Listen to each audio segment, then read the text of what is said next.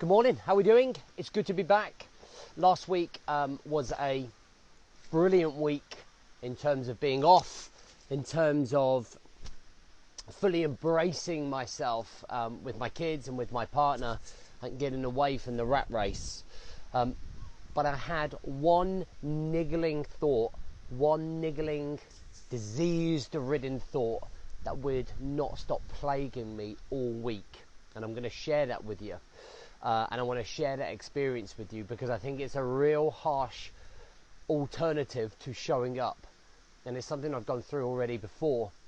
And I just want to raise that awareness because sometimes I feel that with us being men, that we don't always necessarily recognize the alternatives and how harsh and severe and painful they can be. Welcome to the Rise to Thrive show. I am your host, James Boardman. If you are coming through, please do me a favour and hit the love heart button. It makes a huge difference to know that people are watching. And I also want you to comment for me, and I want you to comment what you are doing really well in your lives right now. I don't want you to write anything negative about what you're not doing well or where you feel you're falling short. What I want you to write is 1 or 2 bullet points of things you are doing great. So whether you're being a great father, whether you're being a great husband, whether you're doing really well in your career, whether you're doing really well in the gym, whatever it might be, okay, whatever it might be, I want you to write it in the comments, okay? And then please, if you're happy to, share this with friends or on your page so we can get more people in and help more people. All right, so last week, brilliant. If you're a business owner or you're very career driven, you'll know how difficult it is to switch your phone off.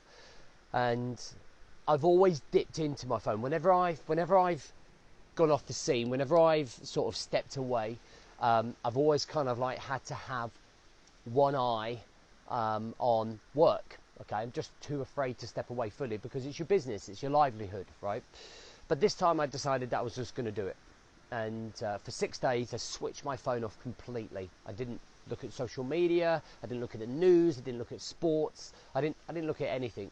I just fully connected with my 2 youngest. My 2 biggest went away with their mum and my partner. And it was just amazing. And you can see, okay, and you can see things that you don't necessarily see when you're immersed in life, okay? So the twinkle in your daughter's eye when she's smiling, okay, nature around you, the things that are going on in your friends' lives. And suddenly you just stop back and you just kind of think to yourself, wow, like I'm really like connecting with life again. And it was really great. It was really great. But this one disease-ridden thought that kept on popping into my head was that I don't want another man to bring up my kids. And it's a really strange thought, but it's one that I'm going to share with you. And what I think my subconscious conscience was doing was reminding me about my priorities. Now, we all get a bit career driven. If you run your own business, you have to hustle. That's the way it is.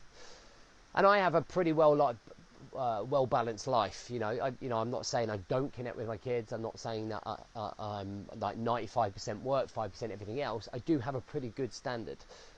But last week was a knock on the door as a reminder. Now there are two things that could happen. Number one, I could not look after myself, my health, my heart, my mental health, my emotional health, and it could prevent me from living my life as long as I could possibly live it. I could die early. My dad died at 40, leaving me as a 6-year-old. Okay, so I was without a dad at 6. He didn't handle that stress that he went through. Smoked a lot, drank a lot, and I know back then, like when he died in the early 80s, personal development, mental health wasn't always there. So I had to grow up without a dad, and I had to have an emotional bully as a stepdad. Okay. But I bet it would have killed him to know that another man was bringing me up. Okay, he wasn't really bringing me up, but was in my life. Do you know what I mean?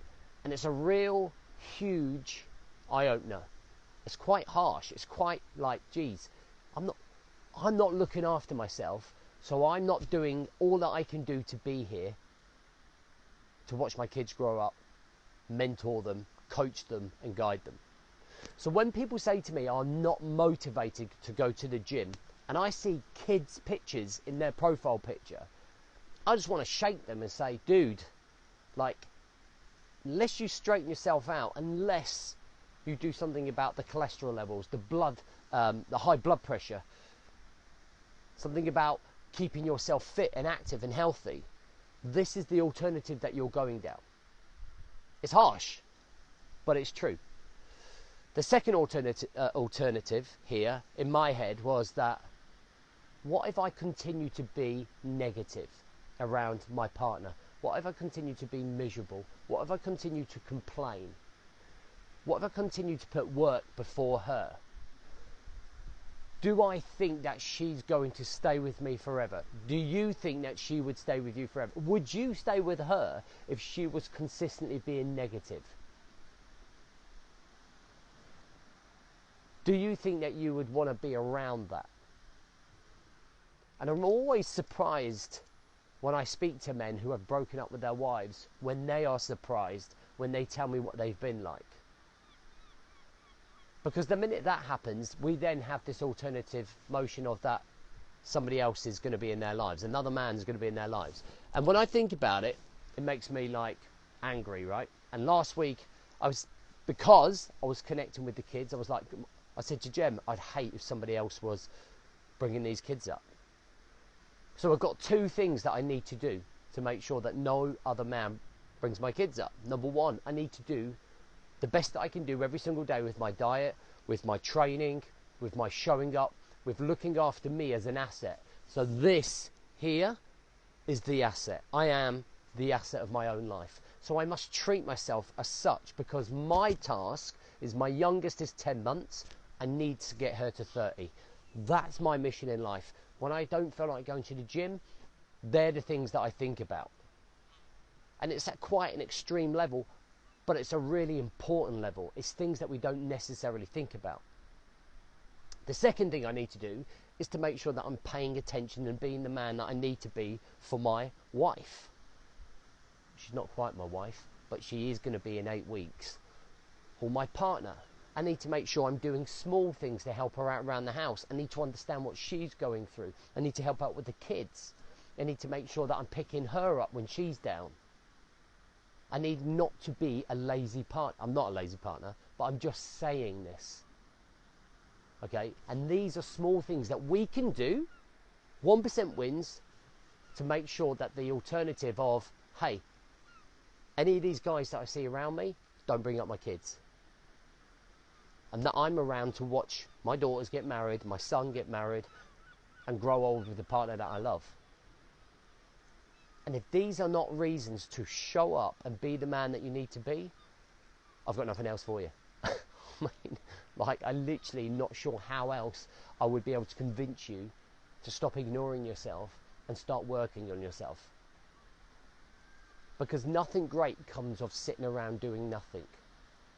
Successful people, successful achievements, all start somewhere. They all start with a small step and with a passion and a desire to want to show up. And so when you think about you showing up, man, there's a really great start. And if you don't have kids, but you have somebody that you love, it's still equally as important.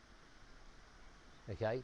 It's still equally as important to have that self-respect for yourself, to be able to show up for the people around you, your friends, your family, yourself, more than any of that. All right, guys? So I hope that helps. If you haven't already, you can add yourself to the priority list for our biggest, this is the biggest event of the year for men in the UK. And last November, it was mega. We was up at Aston Villa Stadium. That's where we're going to be this year. November, December time. There's 2 dates. We're just waiting for the fixture list to come out. And you can come in and be in a group of men, of nearly 200 people, and be inspired by me doing some talking and all of the talkers that I've invited.